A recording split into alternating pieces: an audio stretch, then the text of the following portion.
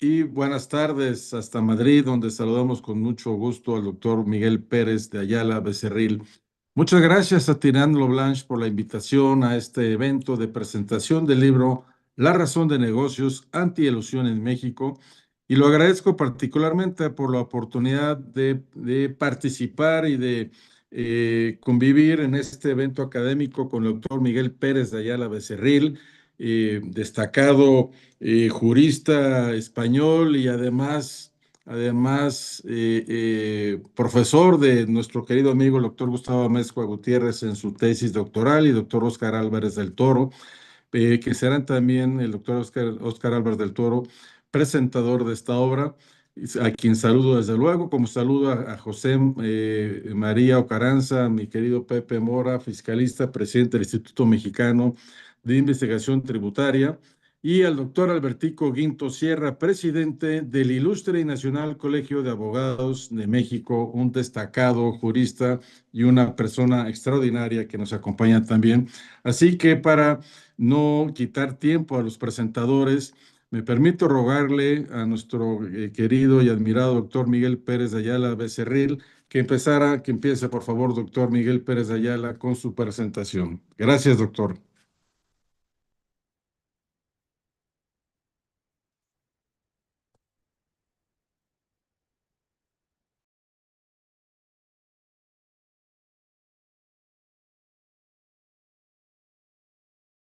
Tiene el micrófono silenciado, doctor.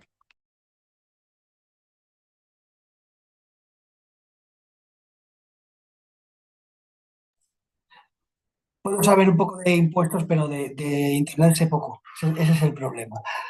Buenas tardes a todos. Muchas gracias por esta invitación, Alberto, por la introducción, que no, que desde luego es inmerecida, ¿no? Pero bueno, para mí es un honor el poder estar aquí, entre otras cosas porque ha sido un honor poder tratar con el autor de este libro, Gustavo Amezcua, desde ya hace unos años que se acercó por la universidad con la idea de realizar una tesis doctoral.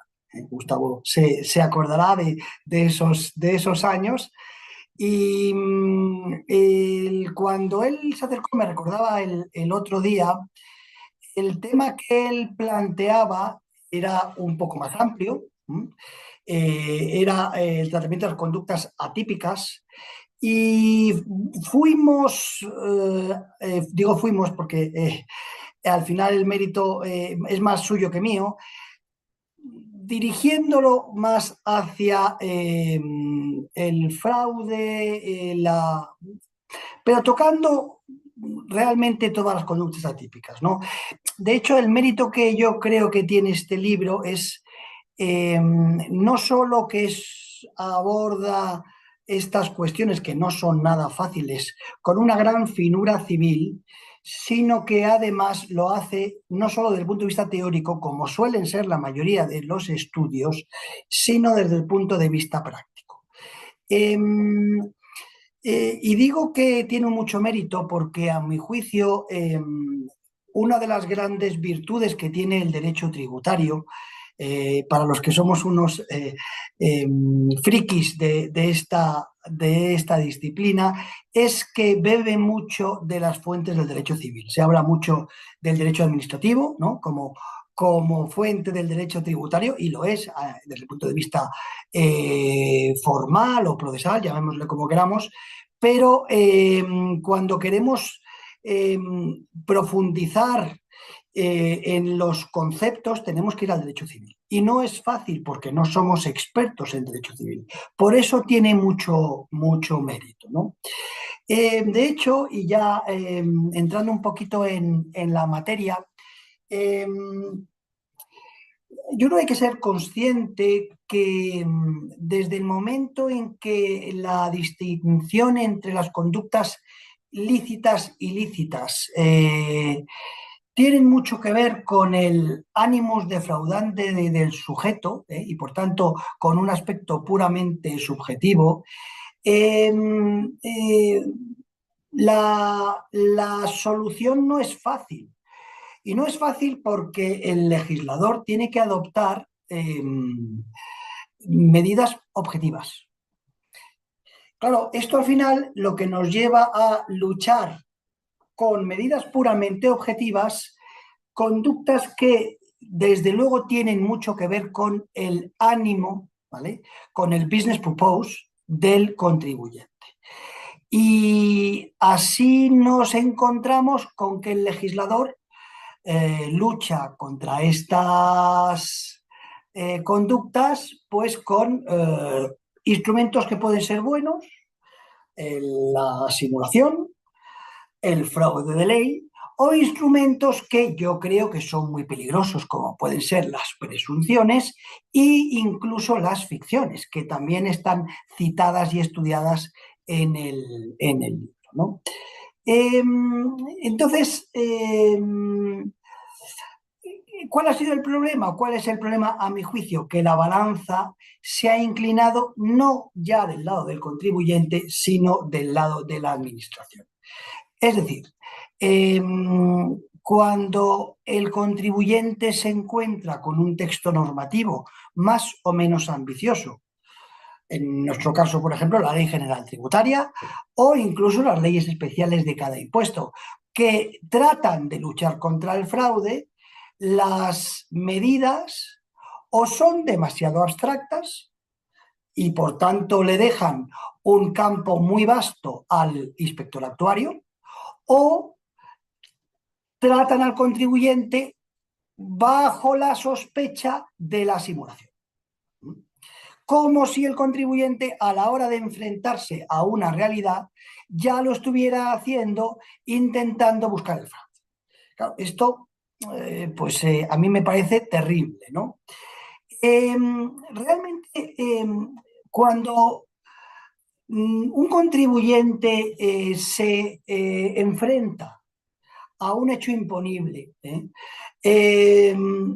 y lo intenta reducir la carga tributaria, yo creo que podemos hablar de 4 supuestos, básicamente, ¿no? El primero, yo creo que es el más claro. El contribuyente, a la hora de realizar el hecho imponible, lo que ejecuta es una manipulación, un disfraz, ¿vale? Esto es un fraude, claramente. Aquí estamos hablando de, pues probablemente de la simulación. Pues quizás sea la conducta ilícita más clara, ¿no? La segunda es lo que podríamos llamar la economía de opción expresa, ¿no? La propia norma da 2 opciones. Bueno, pues bien, perfecto. Esto hay ordenamientos y hay impuestos que dan 2 opciones. Entonces, el contribuyente siempre tiene que ser antes, por supuesto, de realizar el hecho imponible, elige la normativa que es la más favorable. Perfecto. Luego tendríamos una tercera, que es cuando directamente el contribuyente evade la norma, ¿vale? Aquí ya no hay simulación, hay una absoluta evasión. Pero yo creo que queda un campo, que es, a mi juicio, el campo que tenemos todos y en el cual los asesores fiscales tenemos mucho que decir, los estudios de derecho tributario tenemos mucho que decir. El derecho dispositivo no da expresamente 2 opciones, ¿vale? Como podría ser, pues no lo sé, la tributación separada o la tributación conjunta, por coger un ejemplo absurdo, sino que el sujeto pasivo, antes volvemos a hablar de antes del derecho dispositivo, no derecho imperativo, no ya elige la normativa más favorable para ese negocio jurídico que va a realizar, sino que lo va a realizar bajo una forma jurídica distinta, válida. Es decir, va a buscar conseguir la misma finalidad que estaba buscando, pero a través de otro instrumento jurídico correctamente utilizado según su causa, si pudiésemos hablar así. Este creo que es el gran problema. Y los que aplicamos el derecho tributario como asesores fiscales, estamos constantemente en esta situación, luchando contra la administración. ¿Por qué? Porque la administración, precisamente fruto de esta juridificación de la que referíamos antes, no es muy clara, ¿vale? Es cierto que hemos dado un paso más, a mi juicio, en muchos ordenamientos, que es con la llamada cláusula de cierre, a la cual, por supuesto, Gustavo también hace referencia. La cláusula de cierre que en el ámbito tributario español, por ejemplo, existe, y aquí lo que se hace es establecer que es la administración la que tiene que demostrar que el contribuyente ha actuado por motivos fraudulentos. Esto es, a mi juicio, un gran avance. Pero volvemos a lo mismo. Es un gran avance si realmente la administración que aplica esto lo aplica bien. Porque claro, y me voy a coger un impuesto español, que es la cláusula de cierre en el régimen especial del impuesto sobre sociedades. Aquí se dice que, y también lo hace la redacción de este nuevo concepto de fraude de ley que se llama el conflicto en la aplicación tributaria. Lo que se viene a decir, se viene a perseguir aquella actuación en la que el contribuyente ha actuado, y dice textualmente, y cito, por motivos eminentemente fiscales. Esta redacción, que a Gustavo desde luego le sonará mucho, a mí me parece, por un lado, muy encomiable, porque está trasladando a la administración la carga de la prueba, pero por otro, está metiendo un concepto peligroso, porque realmente cualquier actuación en derecho tributario, perdón, en cualquier campo del derecho, tiene un componente tributario. Y un contribuyente siempre va a buscar que la carga tributaria sea menor. Claro, es decir, si yo realizo un negocio distinto al que yo que en principio preveía, buscando conseguir la misma finalidad, y utilizo un negocio real, un negocio válido, ¿vale? Respetando su causa, respetando su ratio iuris, y con ello consigo reducir la carga tributaria. ¿Realmente se puede decir que yo estoy actuando de manera ilícita? Esto para mí me parece terrible. Y este es el campo en el cual nos tenemos que mover, porque los asesores fiscales aquí tenemos mucho que decir. Insisto que para mí aquí el problema está en la norma. Es decir, la norma, el problema no es el aplicador de la norma, la administración. El problema es que la norma no está bien redactada, ¿vale? Entonces, al final, ¿esto a qué lleva? A una gran litigiosidad, con los costes directos e indirectos que esto conlleva. Porque la litigiosidad se podrá ganar, claro, desde luego, en mi país los tribunales tributarios están absolutamente colapsados. ¿Por qué? Por esto. Entonces, bueno, pues sí, recurre, la frase de la administración, recurre que ya lo ganarás. Hombre, los costes directos son tremendos. Yo tengo que pagar o garantizar la deuda, tengo que incurrir en unos costes de abogado, tengo que incurrir en unos costes financieros y, por supuesto, en un coste de tiempo y los costes anímicos, ¿no? Entonces, y vuelvo y meto un punto más que yo creo que tiene mucho que ver con todo esto. ¿No deberíamos empezar a introducir propuestas reales de mediación? Es decir, en España ha causado gran revuelo una normativa el año pasado de mediación, ¿no? Los mecanismos de resolución de conflictos.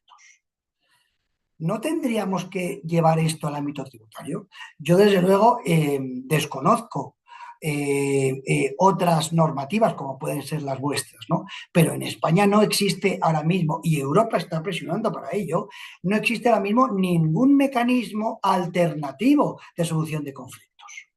Entonces, al final, el contribuyente que ha realizado un acto que es un acto válido, que la administración entiende que lo ha hecho en base a un mecanismo ilícito, que le ha aplicado el fraude, la simulación, la ficción, la presunción, se ve obligado a recurrir porque no existe una posibilidad de mediación con la administración tributaria. Sí, es cierto que existe la posibilidad de lo que se llama la firma de las actas de conformidad. Si tú me firmas aquí, te reduzco la sanción en un 50%. Hombre, seamos un poquito serios. Esto, a mi juicio, no es un mecanismo de mediación, ¿no? Esto es un chantaje absoluto, ¿vale? Y claro, ya para cerrar, la Ley General Tributaria del año 2003, por alguna extraña razón, a veces las leyes sería bueno no tocarlas, ¿no? La ley del año 1963 en España tenía un concepto de fraude de ley tributario que era una absoluta maravilla. Era la transposición pura y dura del fraude en derecho civil. Este precepto se cambió y se creó un mecanismo nuevo que lo llaman el conflicto en la aplicación de la norma tributaria. Es un mecanismo tan complicado que no se puede aplicar, está mal redactado y exige un informe preceptivo. Entonces, al final nos estamos encontrando con que la administración va siempre por la vía de la simulación. De hecho, nos estamos encontrando con muchos tribunales, con algunos tribunales, Tribunal Supremo, Audiencia Nacional, que están anulando actas de la administración, no ya porque entiendan ellos que la conducta del contribuyente ha sido correcta, sino porque entienden que la administración ha regularizado de manera errónea, ya que fue por la vía de la simulación, que es un concepto, cuando tenía que haber ido por la otra vía, que era el fraude de ley, conflicto de aplicación de la norma tributaria. Y, en fin, vuelvo a dar la enhorabuena a Gustavo, por supuesto, a dar las gracias a todos, a la editorial que me da esta oportunidad. Y ha sido un auténtico placer, Gustavo, trabajar contigo durante todo este tiempo y, por supuesto, asistir no solo a la publicación, sino a esta segunda edición, que espero que sean muchas más. Muchas gracias. Muchas gracias, estimado doctor Pérez de Ayala, por esta exposición, donde nos presenta de manera muy clara el valor de esta obra, que atiende aspectos teóricos y prácticos, como usted, desde que recibió a Gustavo en el doctorado, pues lo fue encauzando a llevar a buen puerto su tesis doctoral, que en buena medida se refleja también en esta obra. ¿Cómo hace referencia, doctor Pérez de Ayala, a la fuente civil para entender al derecho a las instituciones tributarias, la importancia de esta fuente, sobre todo cuando se habla de lo que usted señala, de esos actos lícitos, pero que se procuran por la opción más redituable tributariamente para el contribuyente, y que, bueno, pues esto parece ser que, como en México no es agradable, en España. Muy valioso escucharle, doctor, para advertir que la misma discusión que se hace en México precisamente sobre este tema de la opción más redituable desde el punto de vista tributario es una discusión importante también en España, sus cláusulas de cierre a la que hizo referencia. También es ese balance que nos señala que parece ser que es en favor de la autoridad en la regulación y en la inspección, lo cual también pues es muy contundente en México. Y la propuesta que usted hace de la conciliación como una forma de poder llegar a una solución justa entre el contribuyente y la autoridad. Bueno, pues muchas gracias, estimado doctor. Seguiremos ahora con el doctor Albertico Guinto, presidente del Ilustre Nacional Colegio de Abogados de México. Adelante, doctor Albertico. Mi querido Alberto, muchísimas gracias y felicidades por tu gran conducción, como siempre. Y también mi agradecimiento a mi querido amigo Gustavo Amezcua, autor de esta magnífica obra que hoy nos reúne de manera virtual. Y bueno, pues un saludo a todos, al doctor José Mora, Miguel Ángel Pérez de Ayala, por supuesto, encantado, gracias por escucharlo, Milagro Pérez de Tirano Blanch, gracias. Y bien, pues Óscar Álvarez, muchísimas gracias.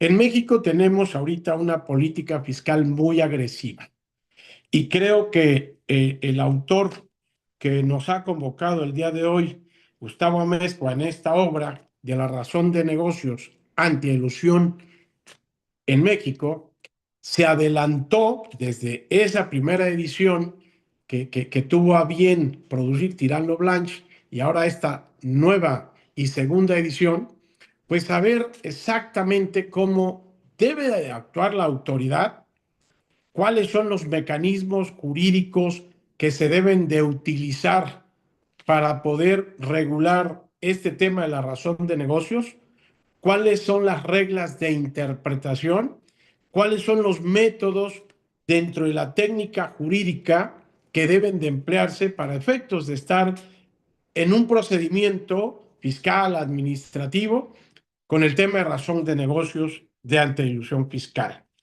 Tenemos también en México ahorita esta política, además de, pues, un poco agresiva, yo creo que digo extremadamente agresiva. Y el autor precisamente en esta obra viene a poder determinar que pasa México de un sistema formalista a un sistema más normativo. Y entonces viene a determinar esta autonomía privada entre la configuración de negocios y también por parte del Estado la necesidad del Estado de proteger la base gravable frente a esquemas artificiales de elusión, que este es el fondo del tema, ¿no? Muchas veces decimos, oye, pues es que a mí la razón de negocios me permite buscar pues lo que más me beneficie fiscalmente, sí, sin que estemos llegando a utilizarla como un mecanismo de eludir el pago de impuestos, que es lo que nos lleva el autor en esta magnífica obra. Entonces, en este contexto, se inserta la razón de negocios como un criterio de regular la cláusula general de antielusión en México. La introducción, que lo refiere muy bien en el artículo 5A del Código Fiscal de la Federación, no necesariamente constituye una reforma aislada, sino que es la recepción normativa de una tendencia internacional. Tenemos una globalización en todos los sentidos, globalización de mercado, globalización tecnológica, globalización económica, financiera.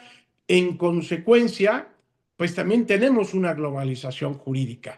Por ello no es aislada esta reforma del artículo 5A del Código Fiscal de la Federación, que llegó apenas hace algunos años, como bien lo refiere el autor en su obra, sino que es parte de una tendencia internacional impulsada por diversos organismos multilaterales y por la transformación que han sufrido las economías en el mundo, en las que la ingeniería jurídica y la ingeniería fiscal han adquirido esa sofisticación sin precedentes de poder darle las herramientas al Estado de cómo vamos o cómo va a combatir este tema de la elusión fiscal, la antielusión fiscal a través de la razón de negocios. En México, la razón de negocios no es necesariamente un concepto muy novedoso en el tema de derecho comparado. Su desarrollo rastrea varias etapas, como lo va llevando nuestro autor de este libro. La etapa judicial, la etapa doctrinal, la etapa normativa. México va transitando directamente de esa forma o de ese modelo formalista a un modelo normativo antielusión, sin una larga maduración de jurisprudencia. No tenemos en México tanta jurisprudencia, digo, la cita, el autor cita varias jurisprudencias de diversos temas en esta excelsa obra, ¿sí? Pero también lo vemos desde la perspectiva dogmática, que la razón de negocios la define el autor con todos los conceptos y con todos los puntos que él refiere en su obra, como esa justificación económica objetiva, verificable, razonablemente esperada, que explica la decisión empresarial para realizar un acto o una serie de actos jurídicos con independencia del efecto fiscal que de ellos deriven. En este concepto, el autor refiere que hay un motivo fiscal para hacer la razón de negocios, que es legítimo, pero también hay que ver la finalidad exclusivamente fiscal, que eso es lo que dice el autor que es ilegítimo.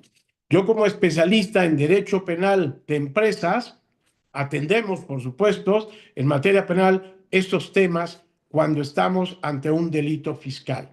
Y entonces, en algunos comentarios que hemos hecho de manera directa con el doctor Gustavo Amezcua sobre esta obra, sobre lo que implica la política fiscal ahora en México, sobre lo que él refiere en toda esta obra de manera detallada, que la clave no es la existencia del ahorro fiscal, sino la existencia de una sustancia económicamente autónoma. Esa es la clave del tema de la razón de negocios. Y lo voy a llevar un poco hacia mi área. En el tema penal, bueno, pues tenemos ahora la responsabilidad penal de la empresa en los delitos fiscales. Tenemos la responsabilidad penal del administrador en los delitos fiscales. Y como nace este nuevo derecho penal moderno, que es el derecho penal económico y de la empresa, que ahora tenemos en México desde el año 2014 y con una reforma de 2016 en el área penal, donde puede haber una consecuencia fatal para una empresa, que es como la pena de muerte, que es la disolución de la empresa. Esto sería para empresas que se dediquen exclusivamente a estar tratando de ver cómo ocupo esta razón de negocios, pero como una elusión fiscal. Y por ello la obra es la razón de negocios antielusión fiscal en México. Repito que nos va llevando de la mano. El autor nos lleva y nos abraza con un método de estudio, de análisis, de técnica, que nos va, pues de alguna manera, absorbiendo intelectualmente cuando estamos en el estudio y en el entendimiento y comprensión de esta magnífica obra.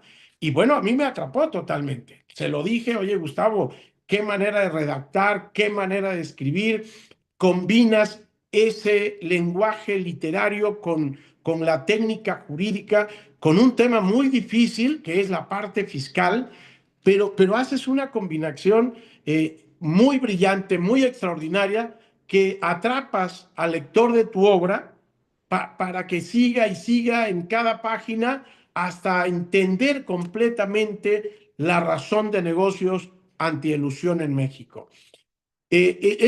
Voy a regresar a la reforma del artículo 5A que refieres muy bien en tu obra, mi querido Gustavo, ese análisis del beneficio fiscal frente al beneficio económico razonablemente esperado. La evaluación de la razón de negocios como un conjunto de actos jurídicos. Cuando el beneficio fiscal predomina de manera desproporcionada y la operación carece de una sustancia económica, la autoridad puede recaracterizar los actos para efectos fiscales, como bien lo dices, atendiendo su verdadera naturaleza. En este modelo, en este libro que tú hablas del análisis, de la validez formal, de la función económica real, y te vas también hacia la sustancia económica sobre la forma jurídica. Este principio de sustancia sobre la forma no implica desconocer, y como bien lo dijo hace rato nuestro querido doctor, el derecho civil o mercantil, sino al contrario, es fortalecer ese concepto, ese conocimiento del derecho civil y mercantil para poder ir entendiendo esta maravillosa obra que te metes a este derecho administrativo en tema fiscal. Entonces hay que releer el derecho civil, pero también con ese enfoque fiscal, como lo decía hace rato el doctor, con ese enfoque fiscal para efectos de poder ir entendiendo esta obra. En esto, la forma jurídica, que sigue siendo válida de hacer una razón de negocios, pero pierde eficacia tributaria cuando esta razón de negocios se hace de manera abusiva, como bien lo refieres, mi querido Gustavo, en esta magnífica obra. Este principio opera con un criterio interpretativo que utilizas varias técnicas de interpretación, que te digo que ahí es cuando generas ese interés intelectual de seguir leyendo la obra, porque lo haces de una manera integral. ¿Ok? Hay un parámetro de control, hablas del límite del abuso del derecho, ¿ok? Y hablas también de esa razón de negocios en la planeación fiscal, donde refieres que la planeación fiscal no está prohibida.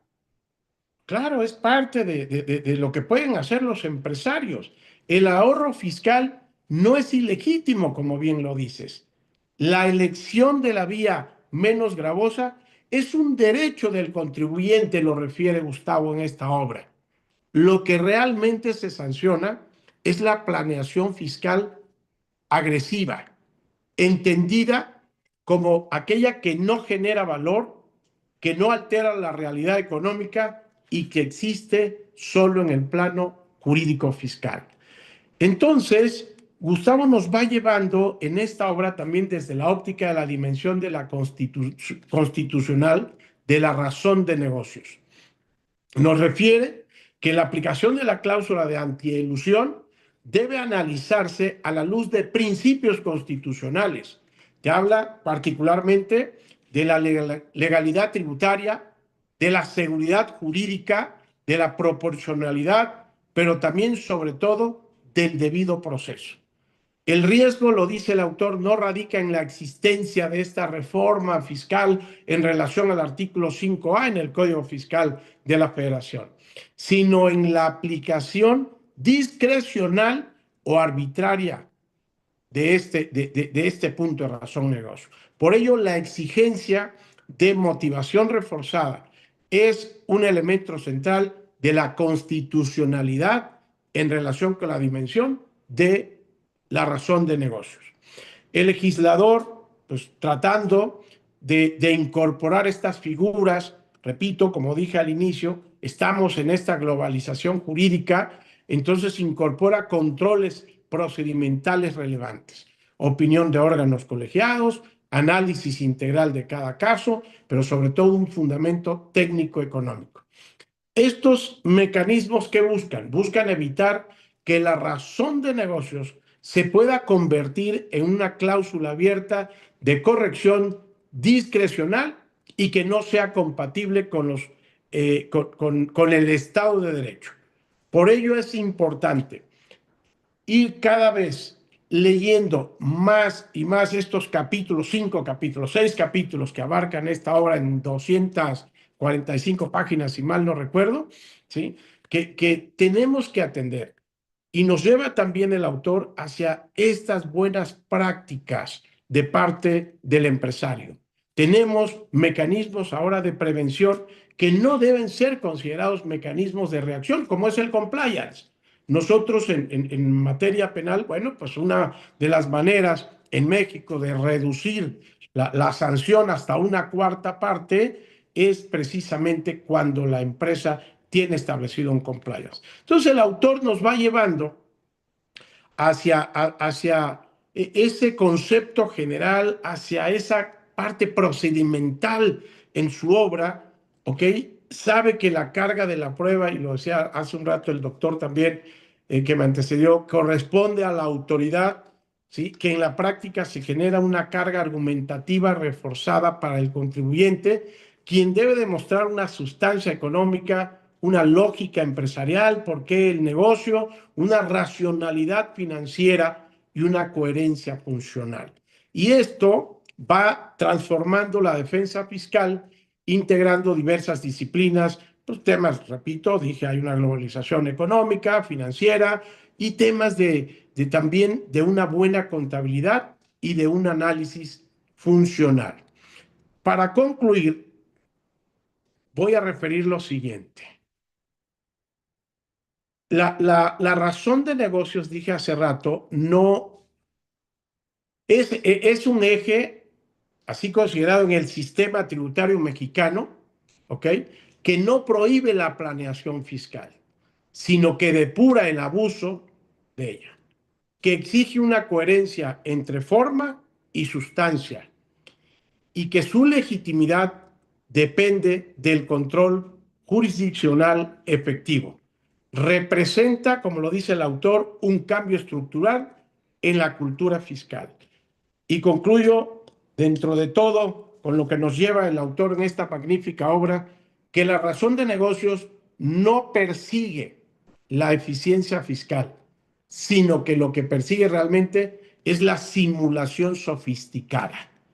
Por lo tanto, en México, en este México actual, contemporáneo, el punto de encuentro entre la libertad económica, la justicia tributaria y el Estado constitucional de derecho es la razón de negocios. Pues es cuánto puedo hablar de esta magnífica obra, que es una obligación leerla, por supuesto, y como les dije, el autor la escribe de una manera que te va atrayendo intelectualmente y que no paras hasta que terminas de leerla. Muchísimas gracias, mis felicitaciones, mi querido Gustavo, por esta magnífica obra.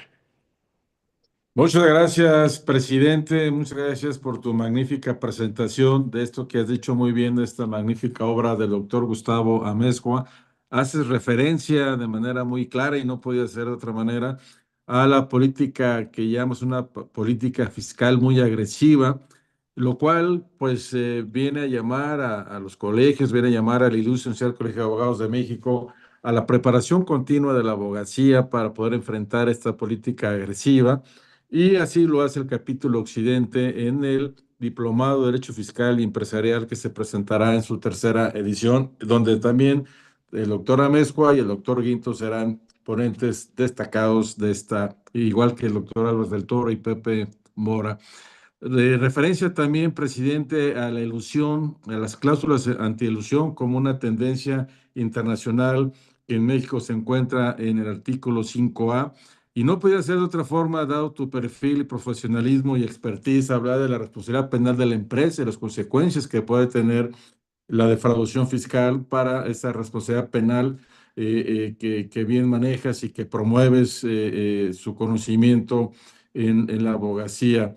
Hace referencia a la importancia de la sustancia sobre la forma, a esa elección que también decía el doctor Pérez Ayala de la opción menos gravosa, pero que no tenga no significa una política o una planeación fiscal agresiva donde solo se persiga los fines fiscales y que no haya una razón de negocios lógica que la motive. Tomamos, Albertico, presidente, esta invitación que nos haces a releer la obra del doctor Gustavo Amezcua y entender en esa conclusión que das del Estado Constitucional de Derecho también esta idea de autonomía de la voluntad, entendida como esa opción de procurar el negocio pues, más redituable para el empresario, pero que no signifique una ilusión de las responsabilidades tributarias. Y bueno, regresando a las fuentes civiles que se ha hecho referencia, a autonomía de la voluntad versus abuso del derecho. Y en el abuso del derecho seguramente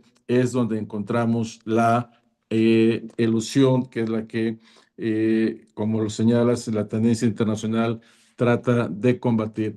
Muchas gracias, presidente. Muchas gracias por esta exposición. Y ahora le damos el uso de la voz al contador José Mora Ocaranza para que también presente la obra. Adelante, Pepe Mora. Gracias, muchas gracias, Beto. Es un verdadero privilegio estar compartiendo con ustedes este foro con el fin común de presentar esta obra. Gracias a la invitación que me hacen. Quiero yo de alguna forma también en este orden de cosas y sintiéndome un poco abrumado ante estas personalidades, pues establecer cuál es el orden de referencia que quiero hacer a esto, porque habrá líneas paralelas que siempre estarán presentes. Ahorita hemos estado escuchando aspectos técnicos muy importantes de expertos en la materia tributaria en distintos órdenes. Y nosotros desde la trinchera en donde hemos conocido al autor a Gustavo Amezcua Gutiérrez, particularmente y esencialmente, primero ha sido como personas en el ámbito individual, como amigos de muchos años, y en ese orden de cosas nos ha tocado compartir situaciones y circunstancias también muy personales, viajes, en fin. Y quiero resaltarlo porque en el ámbito tan complejo que estamos viviendo en materia jurídica en general en México y particularmente también en la materia tributaria, pues los órdenes de la coherencia en este momento no nos están permitiendo definir muy claramente hacia dónde nos va a llevar una cultura de la aplicación del derecho en general en México, porque pues estamos realmente con muchos movimientos internos que muy probablemente pues se vayan a ir alineando, pero de una manera distinta a la que conocíamos, muy probablemente. Y en ese orden de cosas es muy importante tener referencias de orden, de disciplina, de reconocimiento de todas estas circunstancias, porque en un momento determinado no sabríamos realmente cómo definir esa cultura. Y en eso es la parte de la coherencia, para luego posteriormente pues ver de manera congruente cómo los vamos a ir alineando. Y en este orden de cosas, con este conocimiento que de alguna forma les comparto del autor, pues he visto que Gustavo, pues en este orden de cosas aquí maneja una congruencia impresionante con toda la coherencia que se ha estado generando en toda su preparación y experiencia, y en donde se vuelca de una manera impecable pues a establecer un orden de las ideas. Y en esto, en esta segunda edición, en principio quiero destacar algunos aspectos que nos van a permitir ser estos auxiliares de reconversión de la cultura jurídica y en materia particularmente también tributaria y sobre todo también en lo que a mí respecta dentro de esa visión, como lo hemos compartido, que es una visión holista, en donde nada está aislado de nada. La materia, por supuesto, jurídica no está aislada del resto de los fenómenos culturales y sociales que estamos viviendo en México. Y con esto, cuando habla Gustavo e introduce dentro de lo que es esta segunda edición su visión de enriquecimiento de la hermenéutica a través de manejar lo que es el orden de lo implicado y de lo explicado, me parece sobradamente interesante, porque precisamente el orden de lo implicado es en donde va a estar la mayor parte de lo que es el trabajo intelectual que se tiene que realizar en el presente y en el futuro, para efectos de volver a recuperar un orden de las ideas y una cultura en materia jurídica y tributaria. ¿Por qué? Pues porque simple y sencillamente no estamos en el mismo ambiente, no se están realmente aplicando las normas de una manera alineada entre lo que son las distintas visiones de los actores. En este momento estamos presentes en un desequilibrio entre lo que es esto de la justicia fiscal y la presión fiscal, en donde cada quien y la parte de lo que es quienes recaban y defienden de la forma de recabar los tributos, pues de alguna manera están viendo de manera distinta las cosas a quienes realmente están intentando aplicar la norma desde la perspectiva de, del derecho, del derecho explicado, desde el hard law, y tratando de entender esto, pues eh, la razón de negocios ante ilusión en México viene a ser y viene a recuperar esta nueva o esta manera que es necesaria para ver y tener esta visión de recuperación de lo que es la verdadera justicia. Íbamos en algún momento determinado, se dice, íbamos muy bien. ¿Por qué le movimos a todo esto? Bueno, pues porque tenemos estas distintas visiones, las visiones que están enfrascadas dentro de lo que es esta realidad que nosotros estamos tratando de nuevamente estabilizar. Entonces, esta obra, en mi concepto y en mi opinión, viene a aportar de sobrada forma a nuevamente ubicarnos en las referencias, en esas referencias y a tratar de encontrar, bueno, esto, sí, aquí tenemos todas estas normas, tenemos todo este derecho positivo en el cual nos estamos basando, en el cual hay precedentes, sí, pero realmente en este momento nos van a servir de una manera decisiva para aplicar el derecho y la parte de la justicia fiscal como lo habíamos conocido, pues tal vez no va a haber necesidad de establecer ese ajuste.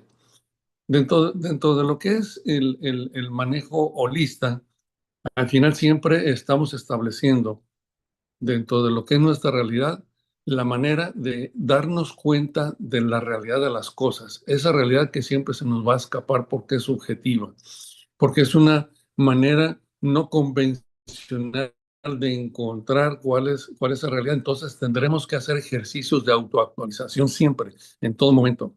Y en esos ejercicios de autoactualización de cada una de las especialidades, bueno, nos vamos a encontrar con que la humanidad y el entorno en sí van tirando hacia un orden de cosas en donde no necesariamente estamos hablando de cosas que se pueden hacer objetivamente, sino que siempre vamos a encontrar esa situación de subjetividad.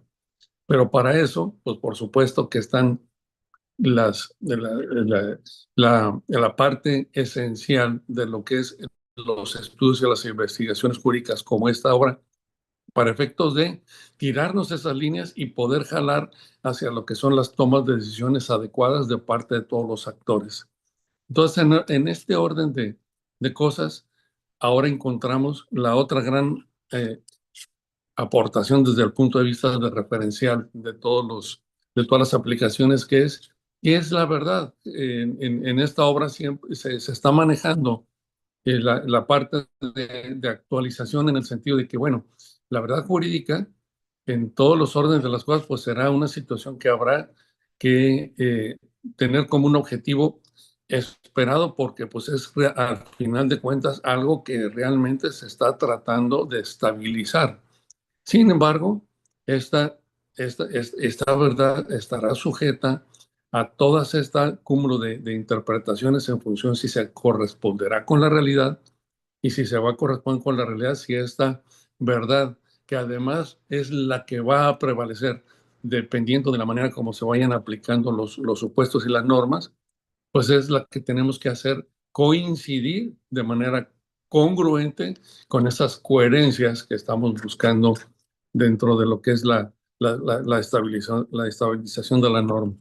Entonces, creo que Gustavo, dentro de lo que es su perspectiva personal, profesional, agregando todos estos tipos de elementos, tanto filosóficos, incluso hasta psicológicos de lo que es quiénes son los que aplican la norma, los está poniendo como referencias dentro de su obra y a partir de allí tiende a establecer un orden de las cosas para descubrir si dentro del ámbito de la aplicación de esa norma hay un equilibrio, hay realmente una circunstancia de entendimiento común entre quien aplica la norma y quien está ejerciendo el derecho de establecer una ventaja, una posibilidad o simplemente un derecho de manejarse de la forma que más sea conveniente para ambas partes, para los que los aplican y para el ejercicio de los tributos. Entonces me parece que visto desde esta perspectiva, La razón de negocios es un libro bien interesante porque además nos da esa perspectiva de no nada más de establecer un orden técnico jurídico, sino también de establecer cuál es una visión que pudiéramos, en todo caso, entender como, como parte de lo que es la realidad misma de los negocios. Ahora, también en ese orden de cosas veo la analogía de que, bueno, en este mundo de la superespecialización, en donde nos vamos a ir hacia establecer que la parte jurídica y la parte tributaria es algo sumamente especializado, no puede apartarse del holista, pues sería decir, o del holismo, o de la forma de la lectura sistémica general, porque al final sería como establecer que estamos en función de establecer cuál es el término de salud, haciendo una analogía. Y si viéramos a alguien que está analizando los aspectos de un cardiólogo, y dice, bueno, desde el punto de vista cardiológico estás perfectamente sano, estás en un orden de cosas, pero no estamos viendo el cuerpo completo. Y desde el cuerpo completo pueden suceder muchos fenómenos y pueden suceder muchas circunstancias que necesitamos entender a cabalidad desde ese punto y de esa perspectiva holista, de esa perspectiva integral. Y esto es precisamente lo que hace también Gustavo, con su congruencia y con su experiencia. Trata de ver el panorama en general, trata de ver la película completa, trata de ver que en este momento estamos en presencia de un ajuste de esta realidad jurídica y de esta realidad tributaria, y trata de establecer cuáles son estas líneas que se pueden explorar y hasta dónde podemos llegar, y esperemos que esto pueda prevalecerse en esta línea del tiempo. Quise obviar, o en este orden de cosas, quiero obviar en ese orden y dejar exactamente a los comentarios que fueron de los especialistas del doctor Albertico y del doctor Miguel Pérez, que establecieron un orden perfecto, un orden, me parece, muy completo de lo que es esta parte técnica de esta situación que manejan en cuanto a lo que se refiere al derecho que establecen las normas para que los contribuyentes puedan tener acceso a las mejores estructuras mediante las cuales puedan tributar, siempre que pues estén realmente en una línea en donde ese ejercicio de derechos no vaya hacia lo que es un abuso. Y por otro lado, y que me parece el más relevante, es cómo las autoridades en un momento determinado van a tener una actitud de establecer un respeto a esa misma coherencia, a esa misma línea. Y si tuviéramos la posibilidad de que este mismo texto fuera utilizado por ambas partes para establecer realmente una idea de equilibrio en esa justicia fiscal, sería magnífico.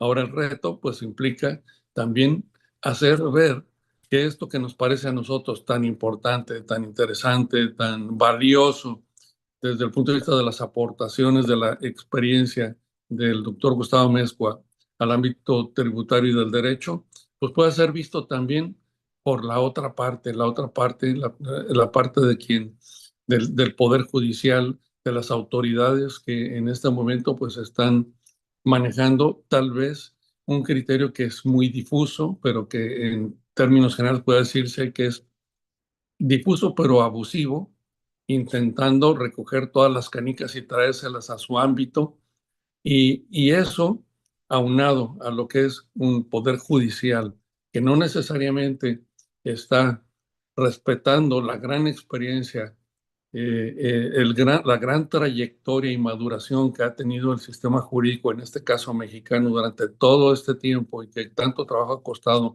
a personas como estos expertos, pues de alguna forma puedan estar en el convencimiento de que la única manera de restablecer esta justicia pues es viendo la misma coherencia, la misma cultura, para efectos de que podamos manejar este asunto de una forma que tenga un futuro de justicia realmente.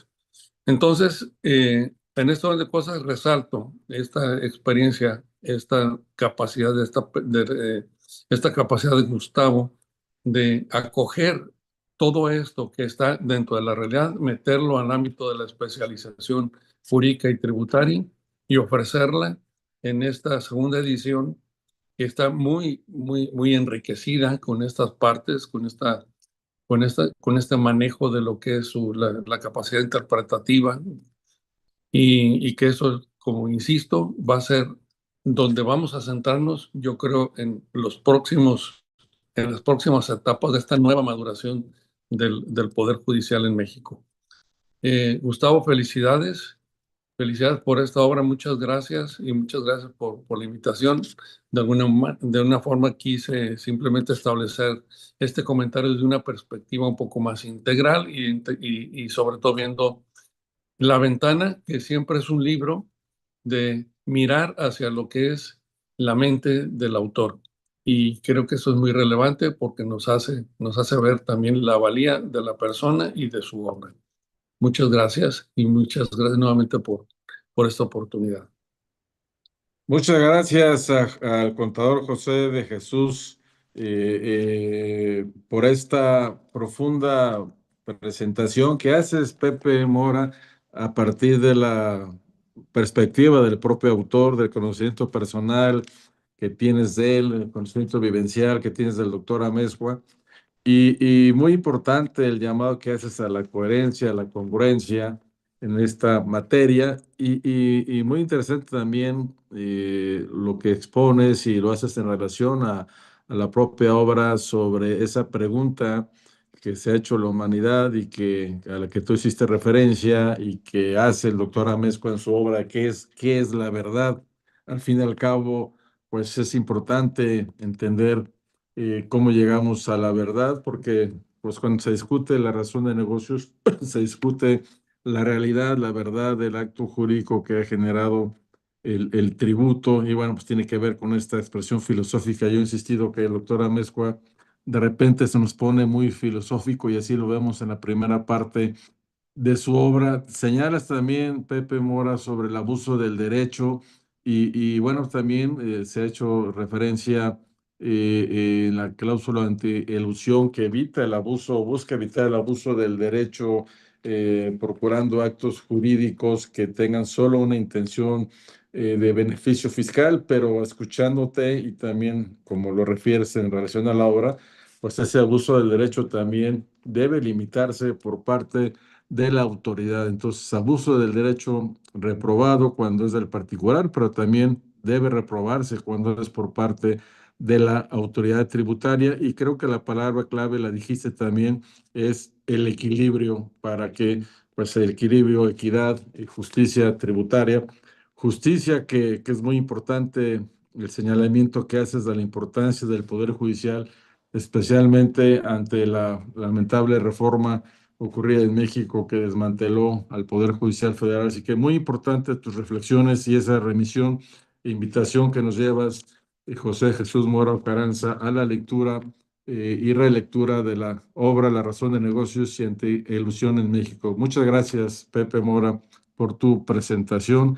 Y ahora tendremos el gusto de escuchar también a otro destacado fiscalista socio del doctor Gustavo Amezcua, integrante también del Instituto Mexicano de Investigación Tributaria, que lidera con gran éxito José Mora Ocaranza, que es el doctor Óscar Álvarez del Toro, quien además pues tiene muy presente toda esta contención de los actos jurídicos y sus consecuencias tributarias como notario público. Así que con mucho gusto esperamos tu presentación, doctor Óscar Álvarez del Toro.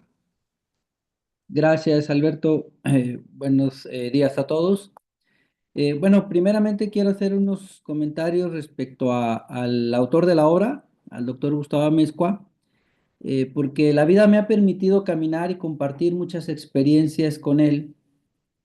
Primero, yo como alumno, él como profesor, después yo como colaborador, él como jefe, como compañeros de clase en posgrados y después como socios, más de 25 años como socios.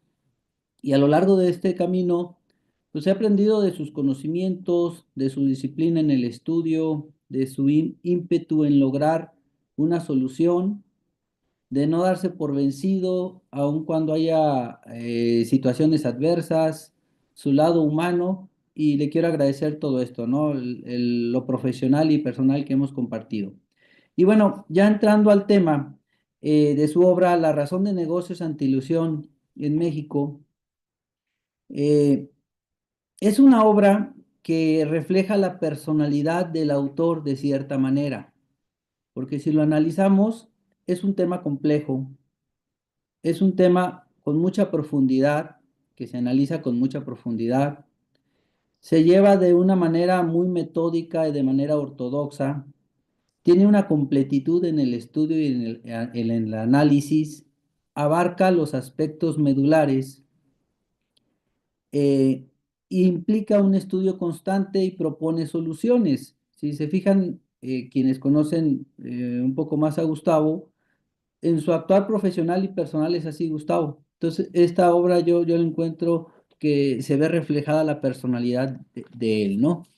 Y bueno, es una obra que nos va llevando de la mano para internarnos en un tema complejo, pero su estilo de redacción y como diría el doctor Guillermo García Murillo, su prosa literaria lo hace ver muy fácil y permite la comprensión de conceptos jurídicos intrincados.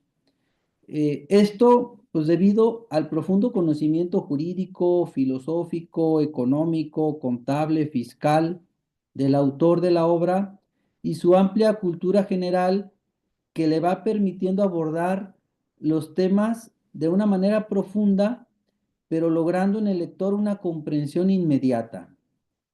¿Sí? Y cuando hablamos ya de esta obra, en términos generales, como lo decía el doctor Albertico Guindo, se compone de 6 capítulos que tiene 252 páginas, pero la metodología como entra al estudio de la razón de negocios y de las normas antielusión es muy práctica y esto obedece a que combina la teoría y la práctica. Gustavo, como sabemos, es un estudioso del derecho, pero también es un litigante nato. Entonces, la combinación de estos dos elementos permite que la obra, y así lo plasma, sea muy productiva y de mucha utilidad, tanto en el ámbito teórico como práctico.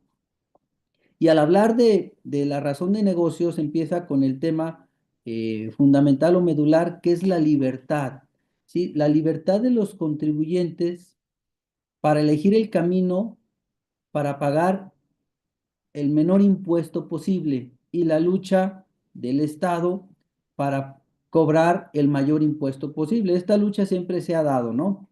Y de ahí el surgimiento de las famosas normas antielusión, que en muchos países, la gran mayoría de los países, las han implementado de diferentes maneras. Entonces él va estudiando todos estos temas, nos lleva a los temas de la tipicidad, las fisuras legales, el fraude a la ley, que son manejadas por los ciudadanos para poder optimizar el pago de los impuestos. Pero como bien sabemos, pues a la autoridad no le gusta mucho el que no paguemos impuestos, aun cuando la ley lo permita, ¿no? Eh, entonces, en esta obra van analizando los sistemas permisivos y restrictivos, que se me hace muy interesante cómo lo aborda. Porque al hablar de sistemas permisivos, pues trata el famoso caso Helber vs. Gregory, que resolvió la Corte de Estados Unidos, en donde la Corte señaló que se debe de respetar el derecho del contribuyente a elegir el camino contractual con menos impuestos. Y también toca el tema contrario de los sistemas restrictivos, donde habla del fraude a la ley y pone un ejemplo muy claro que es la acción 6 de BEPS, ¿sí? Que el plan BEPS, que es implementado por la OCDE, que busca el combate de la erosión de la base fiscal, ¿sí? Busca eliminar todas aquellas operaciones que hacen las empresas transnacionales para erosionar la base fiscal y pagar menos impuestos. Entonces, al poner claro estos dos sistemas, los permisivos y los restrictivos, va avanzando y va analizando en nuestro país cómo se ha tratado de implementar o incorporar estas famosas normas o reglas antielusión. Comenta, y lo hemos comentado, y la doctrina mexicana, incluso cierta producción jurisprudencial, ha hecho la distinción entre evasión y elusión fiscal, entendiendo por elusión seguir el camino que nos permite la legislación para llegar a pagar menos impuestos y la evasión que es ya penada y perseguida por la ley cuando hablamos del uso de engaños o aprovechamiento de errores para pagar menos impuestos. Y para poder aplicar una razón de negocios o poder manejar las normas antielusión, él establece 3 condicionantes en su obra que me parecen muy interesantes. Primero, nos señala que debe haber una recta interpretación de las normas. Y aquí parte de un análisis de todos los elementos de interpretación. Si se fijan, es muy profundo al analizar 9 elementos de interpretación, como lo es el literal o gramatical, el lógico conceptual, el sistemático o armónico, histórico o evolutivo, teleológico o de la ratio legis, de la sustancia o consideración económica, el elemento funcional o contextual, el elemento comunicacional y el axiológico o valorativo. Entonces va haciendo el análisis de cada uno de estos elementos, incluso va señalando en qué países se utilizan unos u otros, ¿no? Entonces, esto es el gran valor que tiene esta obra. Como una segunda condicionante, nos va señalando que debe haber una correcta calificación de los hechos. Y aquí creo que es un punto también muy medular, porque incorpora un elemento que nos señala que dice, la verdad se quiebra en lo jurídico. Y creo que esto es muy relevante, porque puede darse el caso que aún cuando se tenga la razón, si no se probó correctamente en los tribunales, aún teniendo la razón, pues el asunto se va a perder, ¿sí? Entonces, aquí pone de relevancia el sistema de cómo se debe de abordar y se debe de analizar y defender este tipo de asuntos.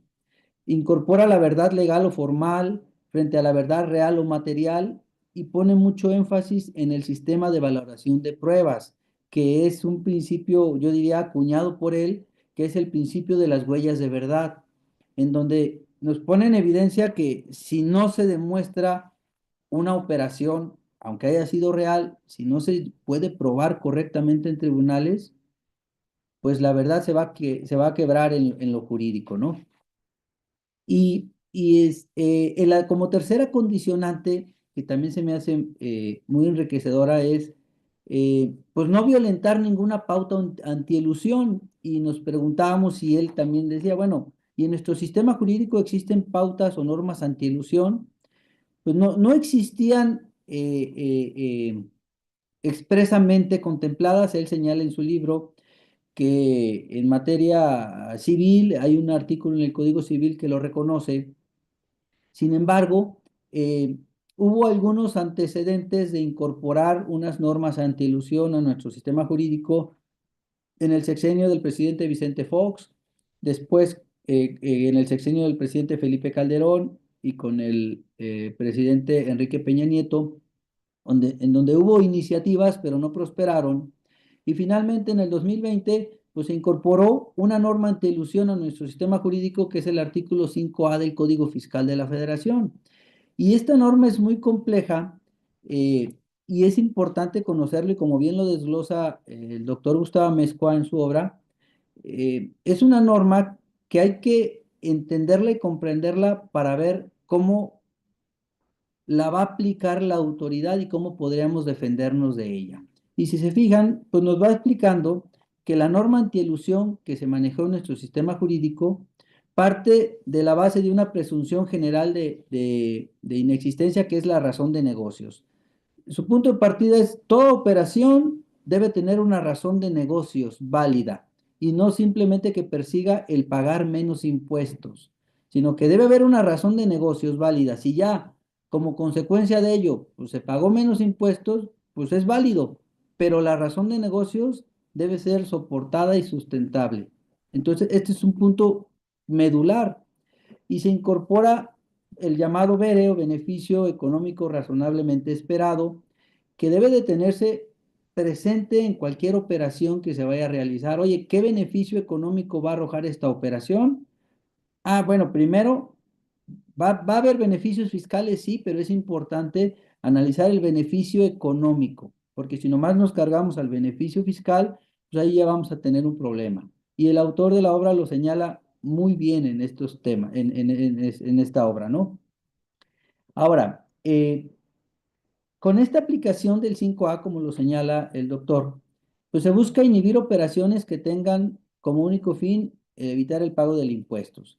Pero también nos señala cómo se va a aplicar esta norma anti-elusión. Como les digo, es una norma compleja y quedó redactada en nuestro texto en el 5A del Código Fiscal de la Federación, de una manera en la cual debe de aplicarse que también al momento que ello ocurra va a generar problemáticas con la autoridad, porque el auto implica ciertos pasos a seguir que si no se cumplen, pues va a ser ilegal la aplicación de esta norma antielusión.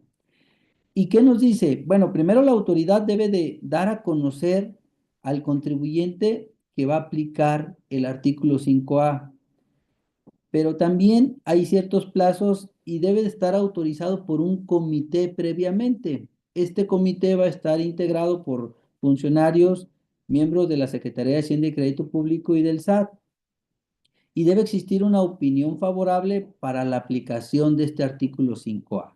Si en un plazo de 2 meses no hay una opinión favorable, se va a entender que es en sentido negativo. Entonces, si vamos analizando esta norma antielusión que ya existe, que es importante conocerla y aplicarla en todo nuestro actuar de negocios, su aplicación por parte de la autoridad, pues también no queda al arbitrio, aunque la veamos un poco restrictiva, no queda tanto al arbitrio de la autoridad porque tienen que seguirse ciertos procedimientos. Y el autor de la obra los va señalando y también expresa que en el caso de que no se cumplan, pues claro que va a haber violaciones y sería en todo caso ilegal la aplicación de esta norma antielusión. Y para concluir, pues es una obra de consulta básica que tenemos que tener todos los juristas porque toca elementos del fraude a la ley, de la razón de negocios, pero incorporando puntos de vista civil, que es la base, como bien lo señalaron mis antecesores. El derecho civil es la base de todo esto y va tocando de una manera, desde el punto de vista muy adecuada y precisa, todas estas figuras jurídicas que nos permiten, aparte de adquirir gran conocimiento, leer la obra de una manera fluida.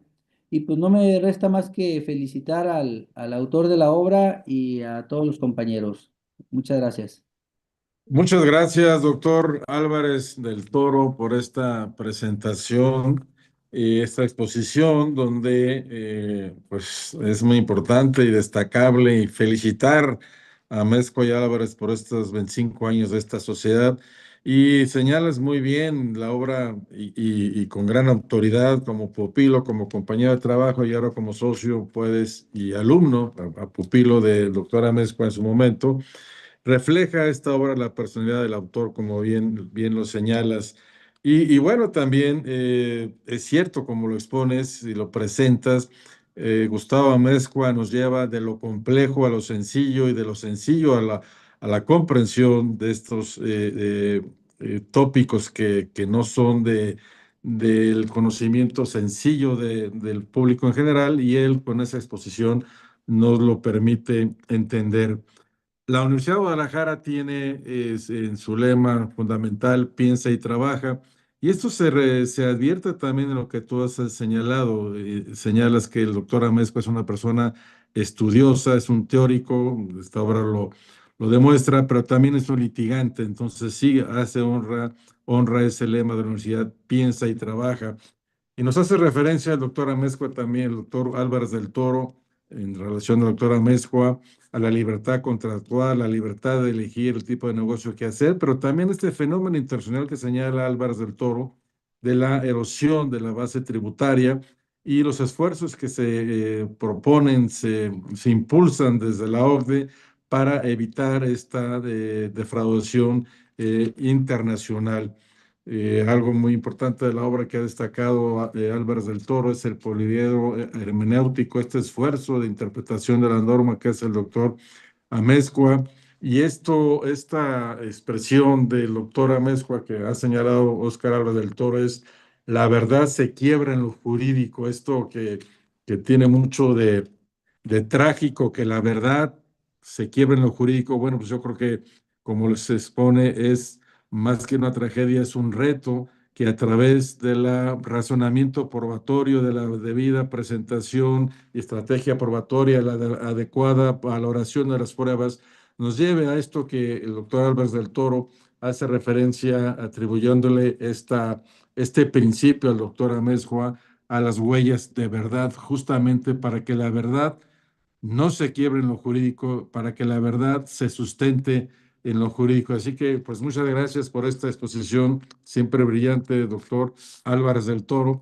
Y ahora, pues, además de que reitero el agradecimiento a la gran editorial Tirano Blanche, pues nos toca el momento de escuchar a nuestro brillante y admirado autor, el doctor Gustavo Amezcua Gutiérrez.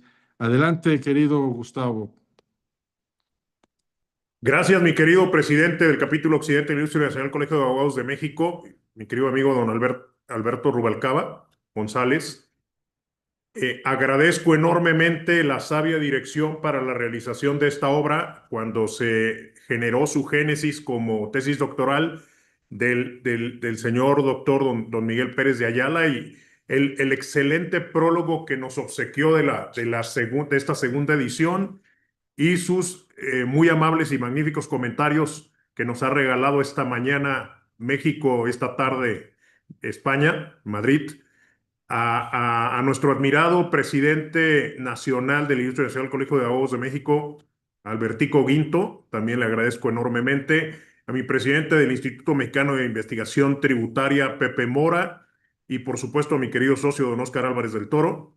Su reseña, sus comentarios, sus apreciaciones de la razón de negocios antielusión en México y sus amables conceptos sobre la misma.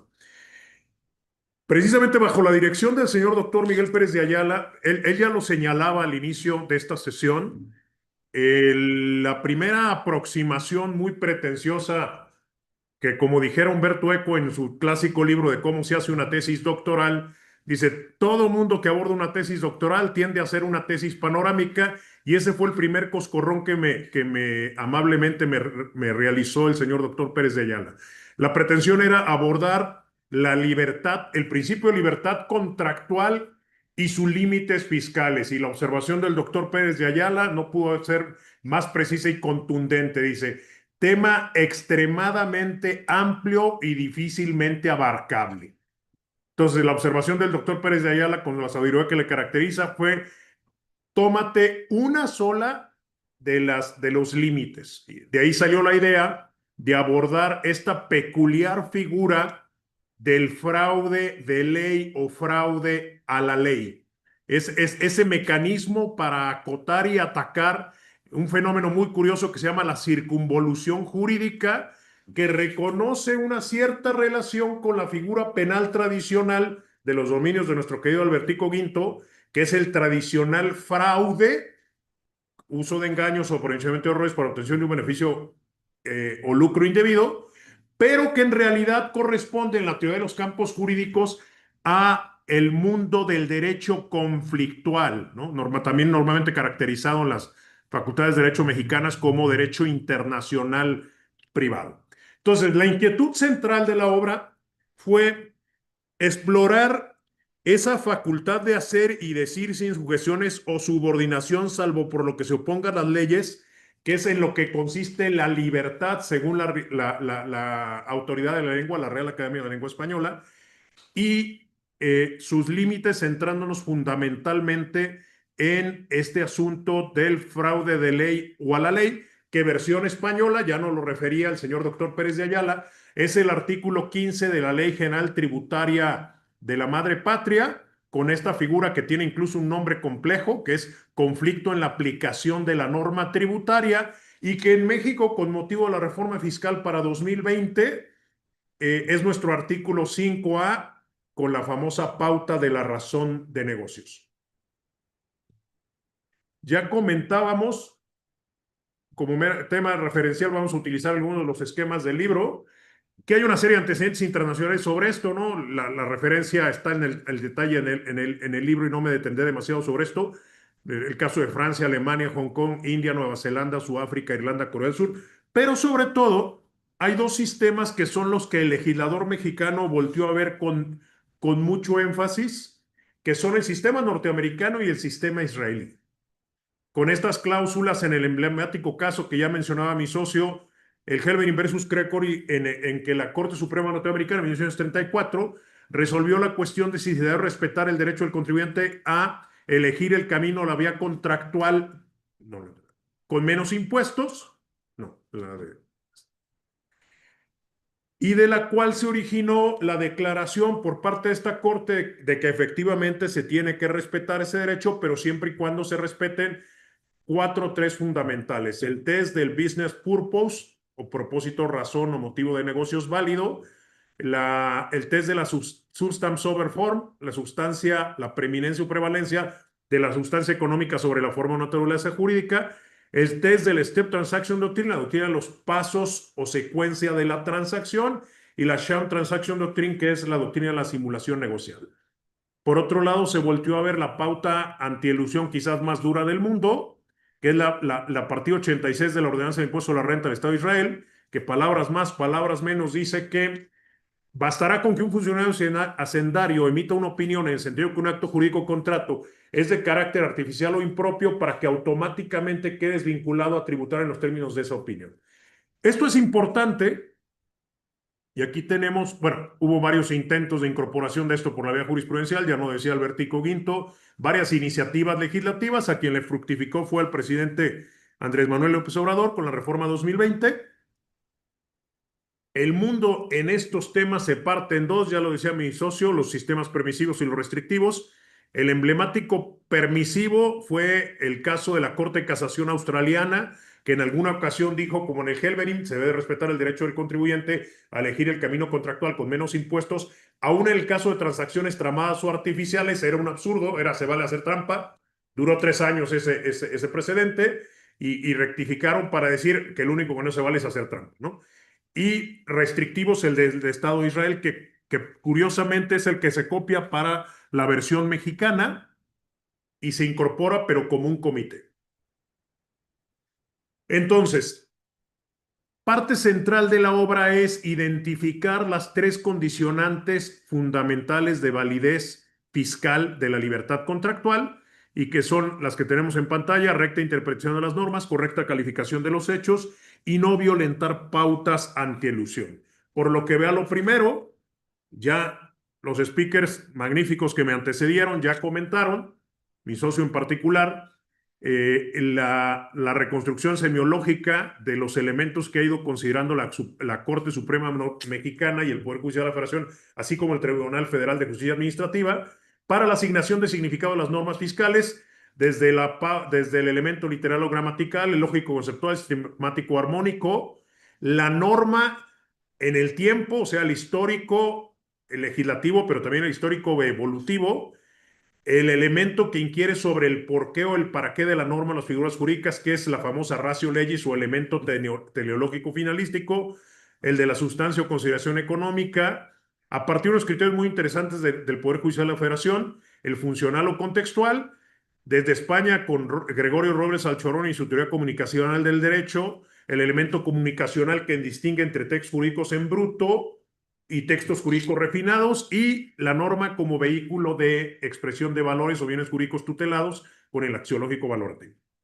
La segunda condicionante plantea esto que enfatizaba el doctor Óscar Álvarez, que en realidad la frase es de Cabanelas, de que la verdad se quiebra en lo jurídico, y este conflicto de prevalencia funcional entre el principio de verdad real, formal o legal, que es lo probado en el expediente, fundamento más genérico en nuestro sistema, el artículo 68 del Código Fiscal de la Federación, contra el principio de verdad real o material, que si se prueba, de acuerdo al 51, fracción cuarta de la Ley Federal del Procedimiento Contencioso Administrativo, que los hechos no se realizaron, fueron distintos o se apreciaron en forma equivocada, entonces la balanza se voltea y prevalece el principio de la verdad real o material. Tenemos los sistemas de valoración de la prueba, ¿no?, que se utilizan en nuestro sistema desde el Código Fiscal de la Federación y la propia Ley Federal del Procedimiento Contencioso Administrativo, que es con unos pocos elementos de prueba tasada, en realidad el sistema de prueba libre, sana, crítica, prudente, arbitrio, prueba razonada, justificada. Un abordaje muy interesante que han hecho los tribunales colegiados de circuito en épocas recientes, que es la identificación entre el sistema de valoración de pruebas atómicas o la correcta y exacta ponderación de pruebas singulares, pero también el sistema de prueba holística que impone el imperativo de realizar una valoración engarzada, correlacionada o adminiculada de los elementos de prueba. Esto que tenemos enfrente lo proponemos en el libro como la rueda de la verdad formal o legal, con todas estas herramientas que ya el doctor Pérez de Ayala anunciaba y que desde el clásico libro de su señor padre, el gran don José Luis Pérez de Ayala, en su emblemática obra de las ficciones jurídicas en el derecho tributario, es muy utilizada por los fiscos: ficciones, presunciones, imputaciones de simulación, inexistencia, sustancias sobre forma, principio del tercero racional, la propia razón de negocios, estimativas de apremio, el rey de la fiscalización en México, que es el CFDI, el comprobante fiscal digital, el mundo extraño del confesionario voluntariamente a fuerzas en materia fiscal, que son los esquemas agresivos o esquemas reportables del 199 del Código Fiscal de la Federación, el beneficiario controlador, entre otras pautas. Esto que tenemos enfrente la proponemos como un poquito en el tema del pensamiento de enjambre. Es un verdadero enjambre presuntiva. Son todos los supuestos que tiene en su arsenal de facultades la autoridad para establecer asignaciones de verdad formal a partir de presunciones, en su mayoría, afortunadamente, juris tantum, y que admiten prueba en contrario, por supuesto, a cargo del contribuyente. Y hoy más que nunca en esta segunda condicionante, aunque mi querido presidente Alberto Rubalcaba me regañaba y dice, a veces se pone filosófico, pero dicen que no hay nada más práctico que una buena teoría. Y hoy inquirir sobre ese asunto de qué es la verdad ya no es optativo, es absolutamente necesario, indispensable a la luz de la reforma fiscal para 2026, cuando nos incorporan al artículo 29A en la fracción novena como requisito central de los comprobantes fiscales la exigencia de que documenten operaciones existentes, verdaderas y reales.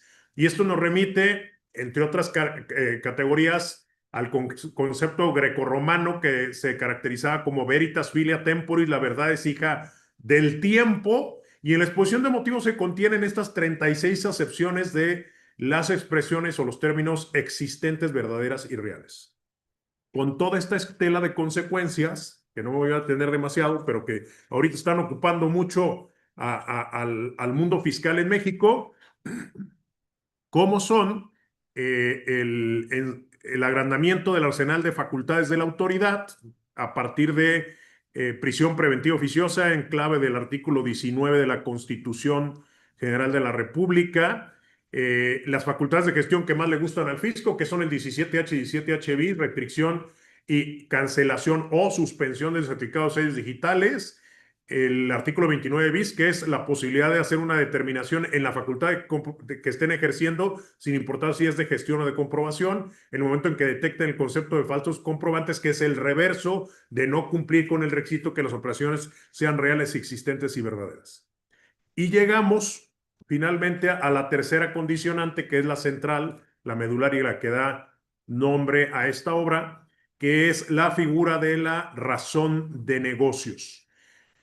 Que el artículo 5A nos dice, cuando hay una serie de actos jurídicos, primer elemento que carezcan de razón de negocio, segundo elemento que den un beneficio fiscal, tendrán como consecuencia los efectos fiscales que correspondan a los que se habrían realizado para la obtención de un concepto que va a ser central en la defensa de estos casos para los empresarios y operadores jurídicos, que es la noción de beneficio económico razonablemente esperado, el famoso BERE.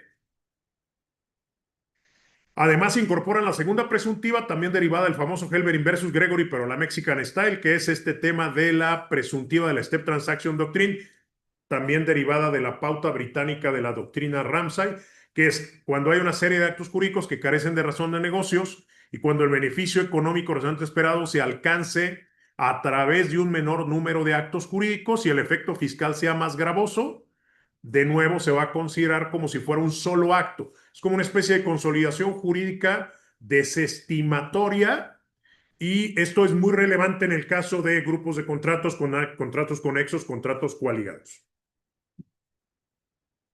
El concepto operativo central de esta figura, y que es el elemento base del hecho base de la presuntiva, es que el BERE sea menor al BEFI, que el beneficio económico cuantificable razonablemente esperado sea menor que el beneficio fiscal. Para decodificar esta figura tenemos 5 partículas: beneficio económico cuantificable razonablemente esperado.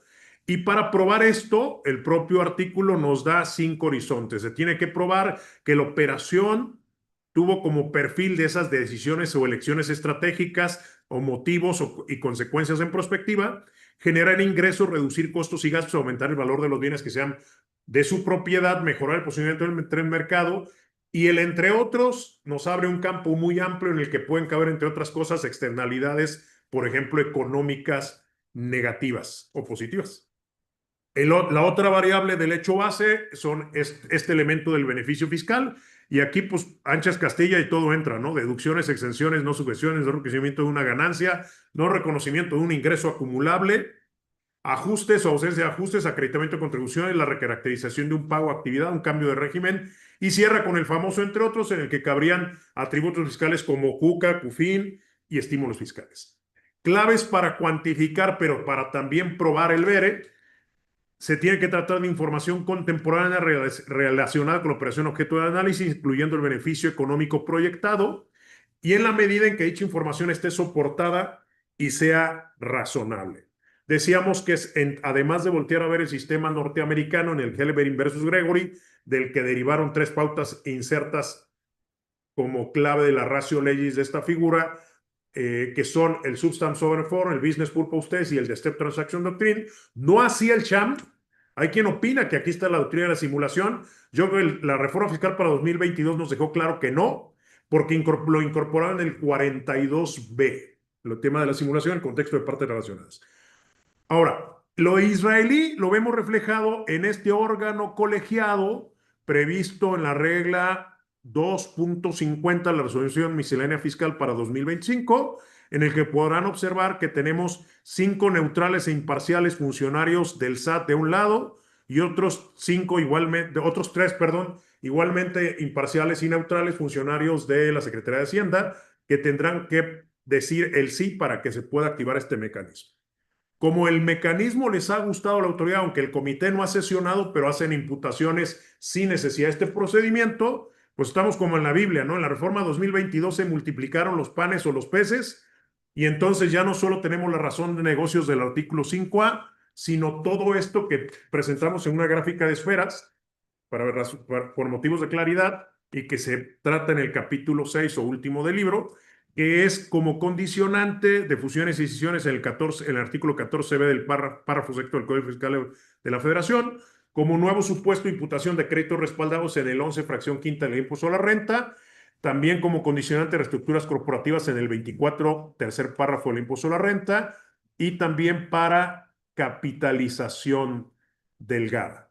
Por razones de tiempo y en respeto de la petición del doctor Pérez de Ayala, aquí concluiríamos los comentarios de mi parte, no sin antes extender mi enorme agradecimiento a la editorial Tirano Blanche, al señor doctor Miguel Pérez de Ayala, al doctor Albertico Guinto, al doctor Alberto Rubalcaba, al doctor José Mora Ocaranza y al doctor Oscar Álvarez del Toro. Muchísimas gracias, y gracias a ustedes por acompañarnos.